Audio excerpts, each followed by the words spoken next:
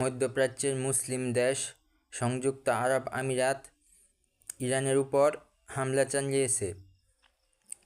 আজকে ইরানের উপর হামলা চালানোর সংবাদটি বেশ গুরুত্বের সাথে আলোচিত হচ্ছে।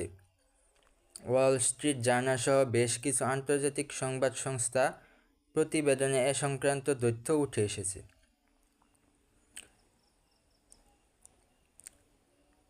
সংযুক্ত আরব আমিরাত ইরানে হামলা চালানোর মূল লক্ষ্য ও সময় নিয়ে কথা বলবো। প্রতিবেদন অনুযায়ী সংযুক্ত আরব আমিরাত গত এপ্রিলের শুরুর দিকে ইরানের লাবান আইল্যান্ড এক গুরুত্বপূর্ণ তেল শোধনাগারে গোপনে বিমান হামলা চালিয়েছিল। সেই সময় মার্কিন প্রেসিডেন্ট ডোনাল্ড ট্রাম্প ইরানের সাথে একটি সম্ভাব্য যুদ্ধবিরতি ঘোষণা করার প্রস্তুতি নিচ্ছিলেন। হামলার ফলে ওই শোধনাগারে ভয়াবহ আগুন লাগে এবং স্থাপনাটি অকেজো হয়ে পড়ে। মধ্যপ্রাচ্যের বিশ্লেষকদের মতে এটি একটি অত্যন্ত তাৎপর্যপূর্ণ ঘটনা, কারণ এই প্রথম কোনো আরব দেশ সরাসরি ইরানের উপর হামলা চালিয়েছে। এর পিছনে কিছু উল্লেখযোগ্য কারণ রয়েছে।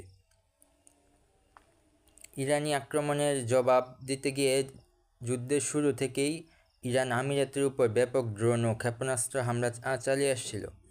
আমিরাতের প্রতিরক্ষা মন্ত্রণালয়ের তথ্য মতে তারা প্রায় 2800টিরও বেশি হামলার শিকার হয়েছে, যা ইসরায়েলের চেয়েও বেশি। অর্থনৈতিক নিরাপত্তা: এই হামলার ফলে আমিরাতের অর্থনীতি ক্ষতিগ্রস্ত হচ্ছিল এবং বিদেশি কর্মীদের মধ্যে আতঙ্ক ছড়িয়ে পড়ছিল। নিজেদের স্থায়িত্ব রক্ষায় আমিরাত তার কৌশলগত অবস্থান পরিবর্তনে এনে সরাসরি পাল্টা আক্রমণের পথ বেছে নিয়েছে। ইরানের পাল্টা ব্যবস্থাস্বরূপ এই গোপন হামলার জবাবে ইরান গত মাসে আমিরাত ও কুয়েতের দিকে ব্যালিস্টিক ক্ষেপণাস্ত্র এবং ড্রোন ছুড়েছিল। আজ ইরান পার্লামেন্ট থেকে হুঁশিয়ারি দেওয়া হয়েছে যে তারা পুনরায় আক্রান্ত হলে 90% পর্যন্ত ইউরেনিয়াম সমৃদ্ধকরণ শুরু করতে পারে। আমিরাতের অবস্থান: আমিরাত পররাষ্ট্র মন্ত্রণালয় সরাসরি এই হামলার দায় স্বীকার না করলেও জানিয়েছে যে তাদের বিরুদ্ধে যে কোনো শত্রুতামূলক কর্মকাণ্ডের জবাব দেওয়ার পূর্ণ অধিকার তাদের রয়েছে। আন্তর্জাতিক প্রতিক্রিয়াতে দেখা যায় যুক্তরাষ্ট্র আমেরিকার এই পদক্ষেপকে পরোক্ষভাবে স্বাগত জানিয়েছে। এদিকে ইসরায়েল আমিরাতকে রক্ষায় তাদের আয়রন ডোম ব্যাটারি এবং কর্মী পাঠিয়েছে বলে আজ মার্কিন রাষ্ট্রদূত নিশ্চিত করেছেন।